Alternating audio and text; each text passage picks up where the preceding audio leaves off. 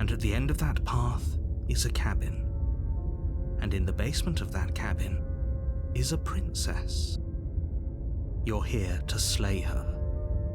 If you don't, it will be the end of the world.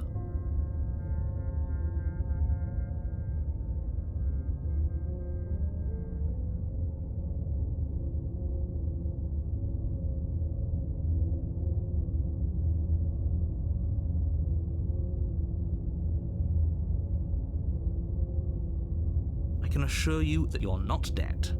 And to answer your second question, you're here to slay the princess. I literally told you that a second ago. Don't forget what he did to us the last time around. I wouldn't trust a word out of his mouth. There's got to be a way out of here, for us and for the princess. We just have to keep trying. I'm inclined to agree. If he doesn't remember what happened last time, maybe it's best to keep it that way. You know I can hear you two, right? It's going to be a lot harder than you think to keep secrets from me.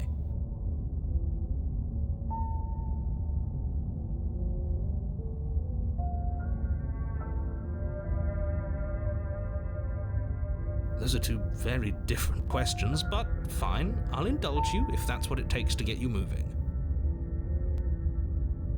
Let's say for a moment that this really is the second time you've met me, or at least a version of me. You died last time, which probably only happened because you didn't listen to me. The absolute irony. Well, that's one way to put it, I guess. You really don't remember what happened last time, do you? You practically forced the princess to kill us. That doesn't sound like the sort of thing I'd do, which is honestly all the more reason for you to not buy into whatever self-delusions the three of you are crafting. But this is a thought experiment, so I suppose I'll continue to give you the benefit of the doubt. If I did practically force the princess to kill you, it was probably for a good reason. Did you try and free her? Did you say something really mean to me? Because if I really did what you said I did, you probably deserved it. I'm a professional, after all. Sure you are. Anyway, I believe your second question was, what's the point of doing anything? If you're asking that, it sounds to me like you're making the rather dangerous assumption that your actions last time around didn't have any consequences. What do you mean? Of course there weren't any consequences. You forced the princess to kill us and now everyone's right back where they started. That sounds pretty consequence-free to me. Yes, but in this purely hypothetical scenario, that begs the question of how you got back here. Did time simply rewind itself, or were you instead transported to a different world entirely? If it's the latter, what do you think happened after you died? Do you think the people there lived happily ever after? Or do you think that the princess, left unhindered, brought about the end to everyone and everything, just like I told you she would? What a conveniently ambiguous group of things for her to ruin.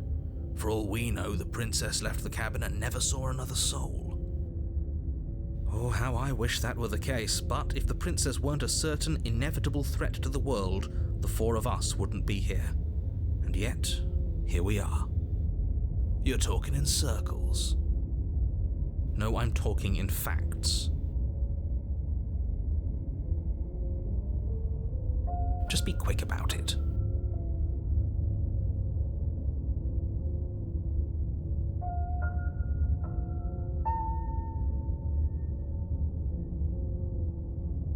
People locked her in that basement, and I told you what this place is. It's a path in the woods. Don't overcomplicate things.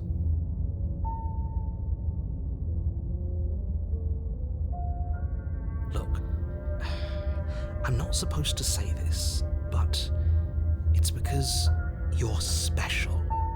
You're the only person capable of doing this. Call it a prophecy, if that helps, but it's just the way things are. Oh, I didn't know we were special. Of course you're special. Why else would you be here? Yes, right. We're here because we're special. Look, you're annoyed that you're here. I get it. I'm also annoyed that I'm here. but we're all in this together, and we're dealing with a bit of a ticking clock right now, so please just get to the cabin.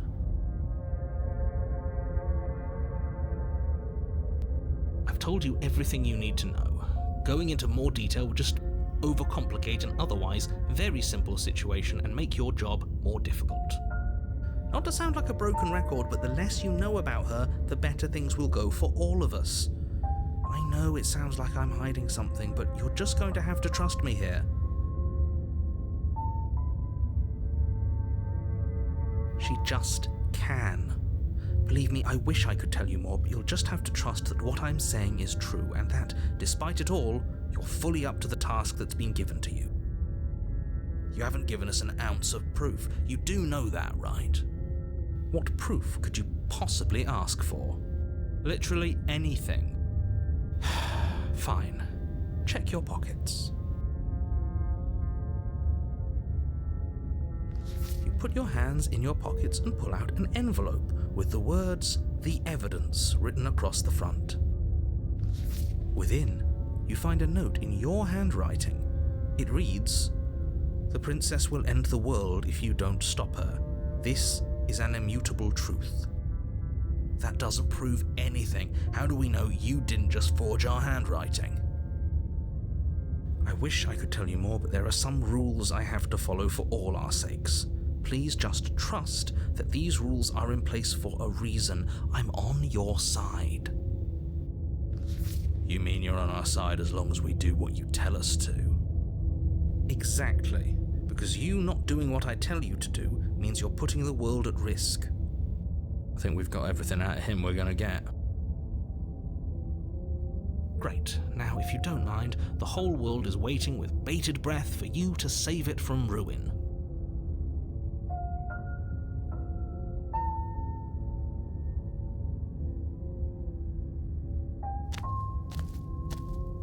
A warning before you go any further.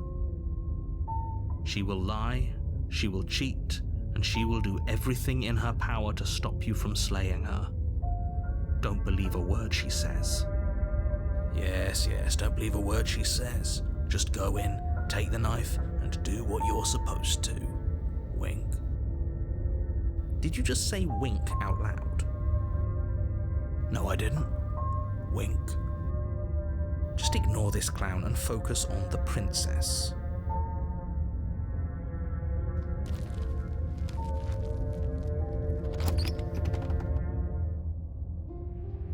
The interior of the cabin is less a cozy woodland retreat and more like a dungeon. A few pathetic wisps of starlight attempt to illuminate the cold, uninviting stone walls, and thick, wrought iron bars barricade the windows, reminding anyone who enters that this is a prison.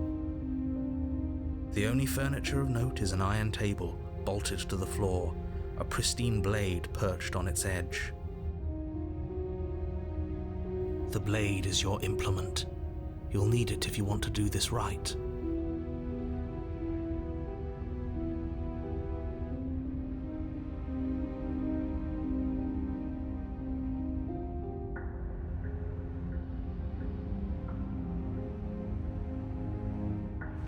You walk up to the wall next to the basement door. It's a wall. There isn't much to see here. What are you talking about? This isn't a wall. It's a mirror. Or at least it'll be a mirror once we wipe off that layer of grime. You reach forward and rub your hand against the cabin wall. I hope you know how ridiculous you look right now. But there was a mirror a second ago. And now it's gone. If he doesn't want us to know about it, it must be important. We should keep our eyes peeled. Maybe it'll be back.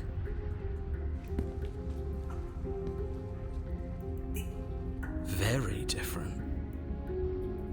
Yes, but why? Did he change it? Or did it change all on its own? Maybe it's a different cabin entirely. Now isn't that a novel thought? Maybe you haven't actually been here before. I hope this means you'll finally drop your ridiculous past life nonsense. You haven't died, and you certainly haven't been killed by the princess. So focus up. Don't get distracted by minor details.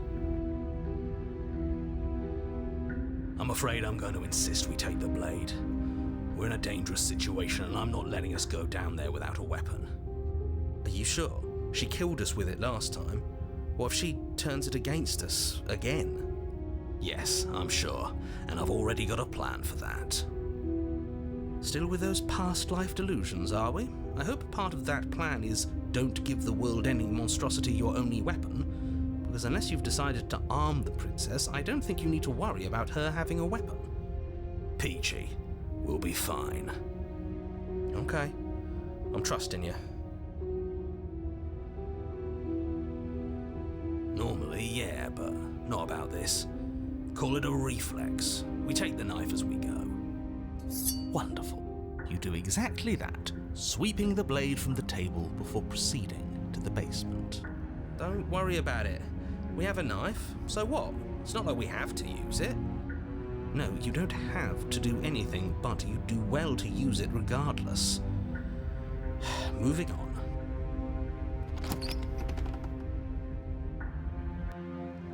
The door to the basement creaks open, revealing an old stone staircase. A few sputtering torches attempt to vaguely illuminate your path, dancing across glimmering patches of slimy moss on the stone steps. If the princess lives here, slaying her would probably be doing her a favor. Her voice, harsh but controlled, carries up the stairs. Is that a visitor I hear? Please, come downstairs. It's been a while since I've had company.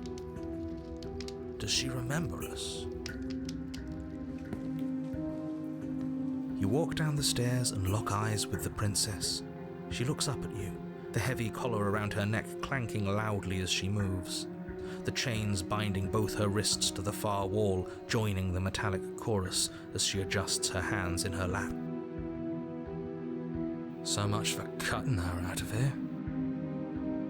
Do you hear yourself right now? Cutting her out of here never should have been on the table. Have you noticed the empty chain on the wall? Odd that in a place where everything seems to serve a distinct purpose, there would be something so obviously useless. That was there last time too, wasn't it? It was. What an interesting development. Why don't you have a seat? The two of us should chat before you bury that thing in my heart.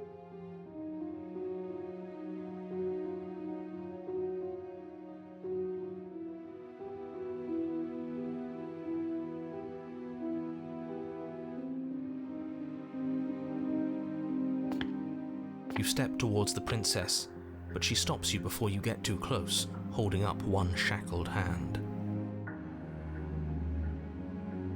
There's fine. I'd prefer we keep some distance until we've sorted this out. That's reasonable. We do have a weapon. Might as well put her at ease.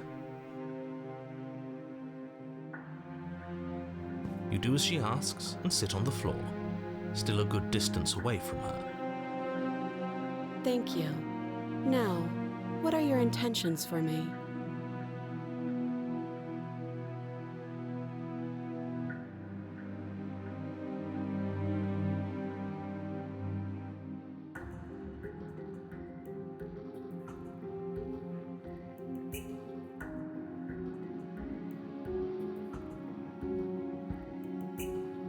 I don't know, but you could always try it on. Maybe it'll fit. I hope I don't actually have to say this, but please don't lock yourself in chains. We need you ambulatory if you're going to save the world.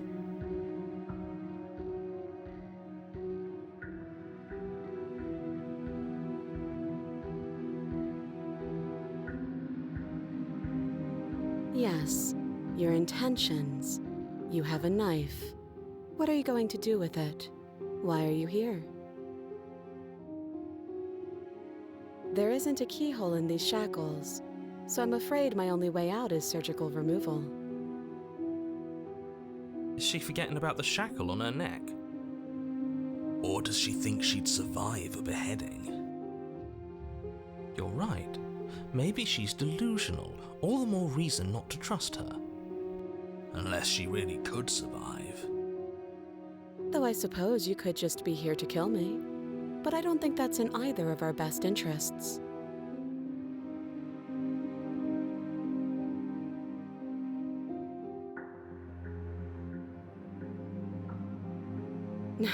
No. Like I trust you to come any closer with that knife. All you're going to do is hand it to me and watch me work. But she would have to cut her head off, right? She can't be suggesting that. She certainly seems confident. Maybe she knows something we don't.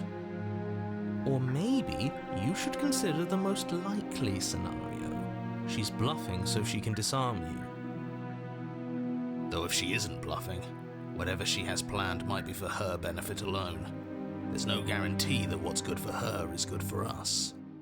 So, what should we do? I don't know. I'm just spelling out our options, listing the pros and cons.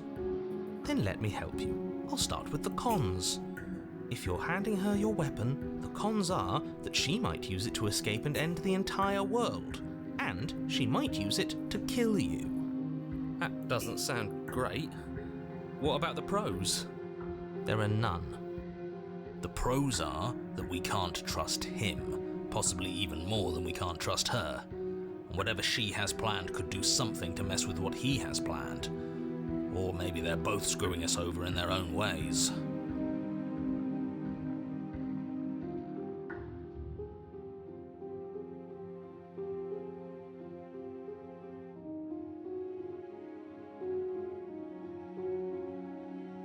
Oh, are we acknowledging that?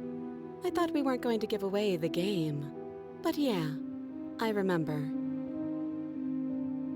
I guess what you said back in the woods really was true. As much as I would like to remain in denial, it's no use. This has complicated things. It's complicated things how, exactly? Ideally, this was supposed to be one and done. You go to the cabin, you heroically slay the princess, and in the process you save the entire world from being damned to oblivion. The situation right now, where you're getting a second shot at things, is a contingency. A contingency for what? For you failing, obviously. And you being here means that things are going to be a lot harder than they were. I really shouldn't say anything else, I'm just going to make it worse. Just good luck. Now hold on, if you knew this could happen, why didn't you believe us back in the woods? Why lay out all those hypotheticals? We didn't have to talk in circles. I needed you to believe this was your first time here, even if that wasn't the truth. I hoped if I pushed back hard enough I could cram this seeping mess back into the bottle. And maybe I wanted to be the first version of me that you met. I didn't want to be confronted by the alternative. That's pathetic. I never said I wasn't. I get it. It would be pretty upsetting, wouldn't it? To know that you might not be the first version of yourself. At least we can remember what happened before. Seems like we should count ourselves lucky for that. Exactly, he gets it. You're lucky, so don't waste that luck by messing it up again. All right? Moving on. Why is it important for us to be ignorant? How is it ever helpful to be in the dark? The more I say, the more your mind will swim into dangerous waters. Even saying that is too much. Your success hinges on you having imperfect information. For the sake of the entire world, you need to accept that. I won't. Just give it a rest, this isn't helping. Focus. This is a serious situation. You shouldn't be daydreaming.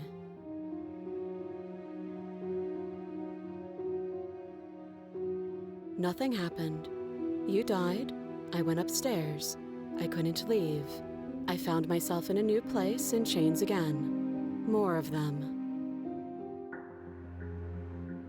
And now you're back.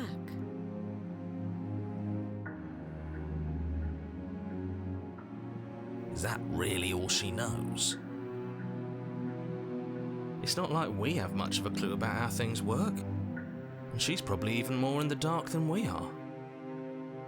You're looking at me like I might be hiding something. I'm not.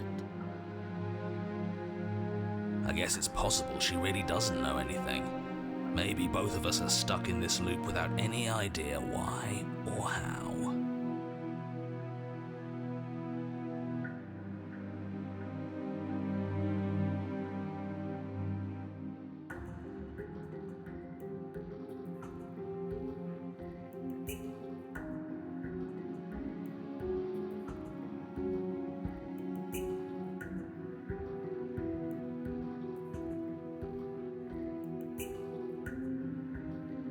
I do. So I guess this all comes down to which of us caves first. And it's not going to be me. I'm extremely patient. It's probably better if we take action anyway. No use trying to wait her out. That's playing to her strengths.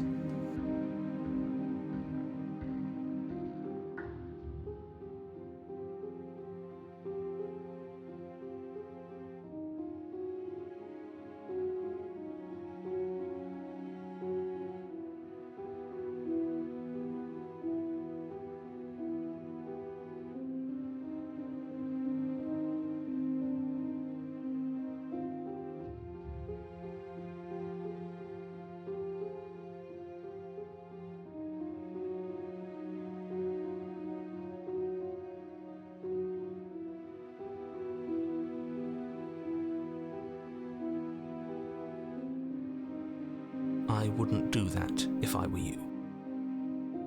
And why is that? Do I even need to explain myself? It's a shackle and it's one without a key. Do you want to be stuck here like she is? And what? Is it going to lock the second we put our wrist into it? I don't know. Maybe it will. He doesn't want us to look at it. That's all the reason we need to investigate. But what if he's telling the truth? He isn't. I am.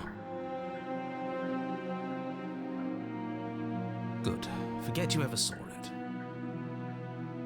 Nice try, but I won't. Specifically because you told me to.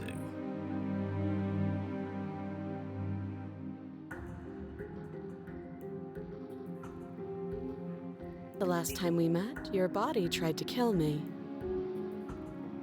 If you take a moment to imagine yourself in my position, I think you'll understand why letting you near me with that thing is untenable. So, be a good bird and hand it over. And if being nice isn't enough motivation, well, I think you're aware that I'm not afraid to resort to violence. If you come near me with that thing, I will strangle you with these chains. She doesn't beat around the bush, does she? Yes, it's almost like she's a fundamentally bad person who wishes to inflict pain on others. Or it's another bluff. No hard feelings, of course, but you should be aware of my position.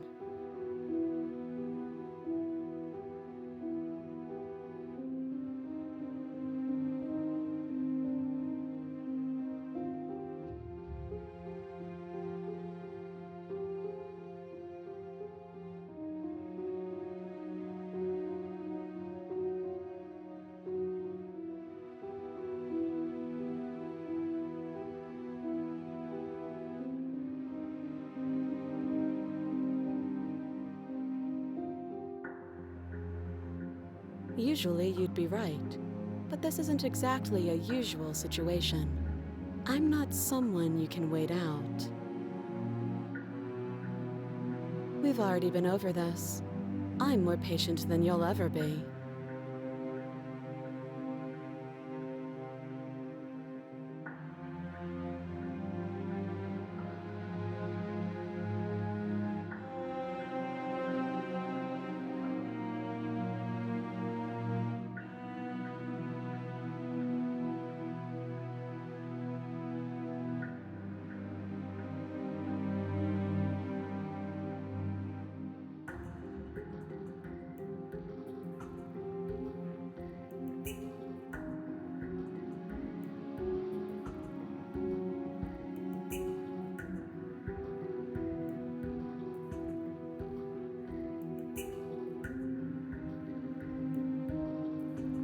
That attitude is exactly why I don't trust you to get close while you're holding a knife. If that's unacceptable to you, then try me. See what happens. She sure was quick to threaten you, wasn't she? Stop hesitating already, you know you can't trust her. Both of them are using the same argument. It's not making it any easier to pick a side.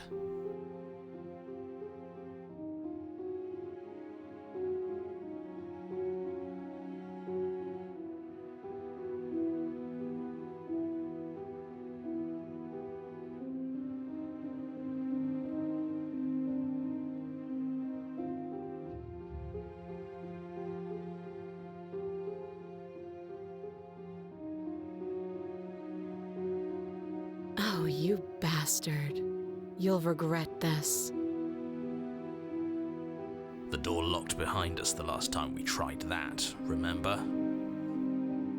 As if by divine will, just as you finish the thought, you hear a door slam. I'm afraid you won't be leaving until the task is finished. It doesn't matter how many chains she's in, without your intervention, she'll find a way out eventually. That's not fair. Unless you deal with her right here, right now, she will remain an existential threat to the entire world. What seems unfair to you is fair for everyone else. Huh. So it's not even safe to think. I see how it is. I told you that you'd regret saying that, but I didn't think you'd regret it so fast, and with so little effort on my part. I guess we're stuck together.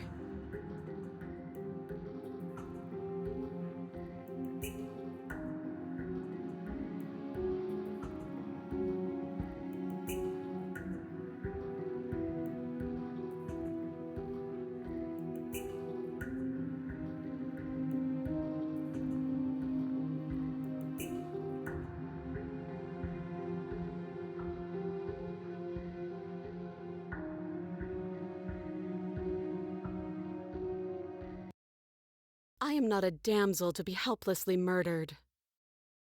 As you move to strike the princess, she stands, her chains clinking as she wraps them around her fists. In an instant they're around your neck, both of you dropping to the ground as she pulls them taut, bracing her body against yours as you struggle uselessly. Drop it, or you die. I thought this was going to be a safe move, but she's going to kill us again. Just listen to her, do what she says. How many times did I warn you she's not to be trusted? But while strangulation can be very distracting, she's not armed, and you have your pristine blade. End her before she ends you.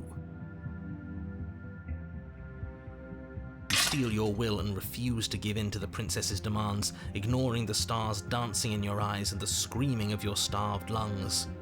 You strike. You fumble your first few attempts, only making surface-level scratches and gouges as your arm flails forward, barely able to obey you. But a single focused blow was all it took.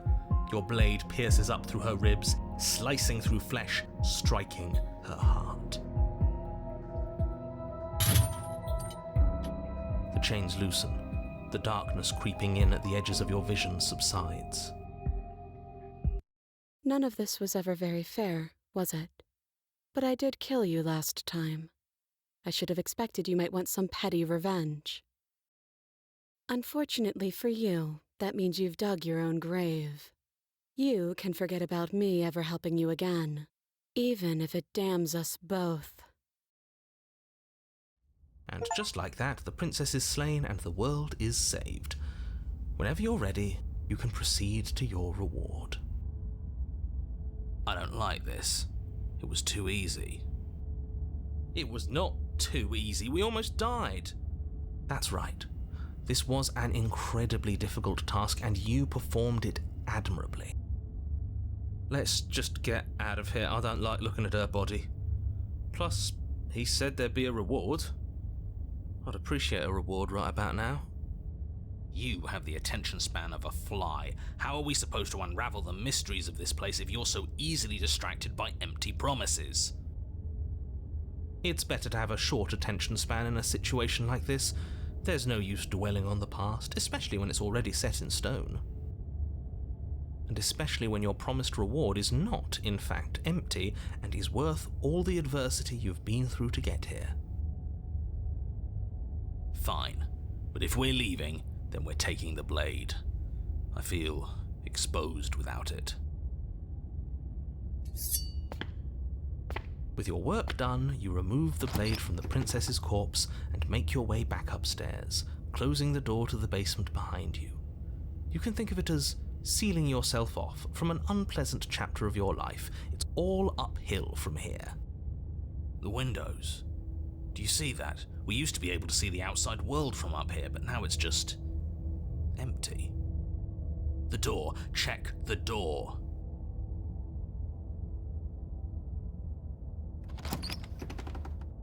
You open the cabin door, ready to return to a world saved from certain doom.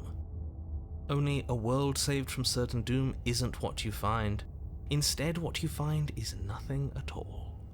Where a lush forest stood mere minutes ago, the only thing in front of you now is the vast emptiness of some place far away.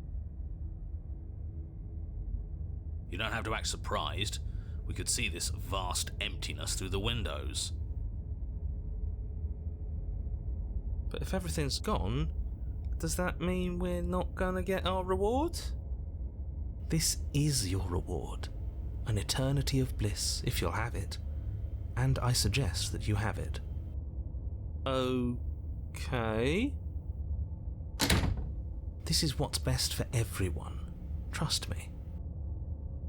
Like hell it is.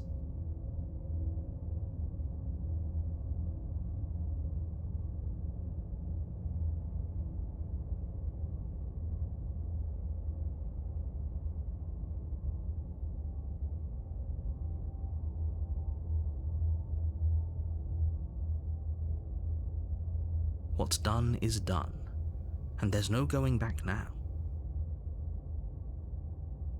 Time passes. You can't be sure if it's days or months or years or even decades. It's all a wonderful, boring blur. You've never been happier. Decades? No, it can't be decades. We can't go along with this. We can't let him win.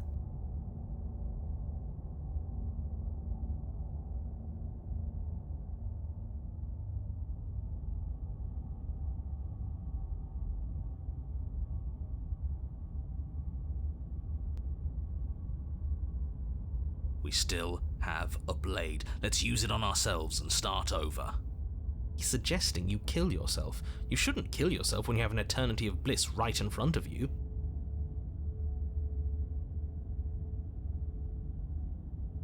You goddamn spiteful bastard. Are you really going to turn down immortality itself just to make me lose? Why should it matter if we die at this point? Haven't you already gotten what you want? I don't have to answer that. That's all we needed to hear. You raise the blade, then drive it into your heart. You collapse to the floor, everything goes dark, and you die. You're a genocidal maniac, you know that, right? Yeah, we'll see about that.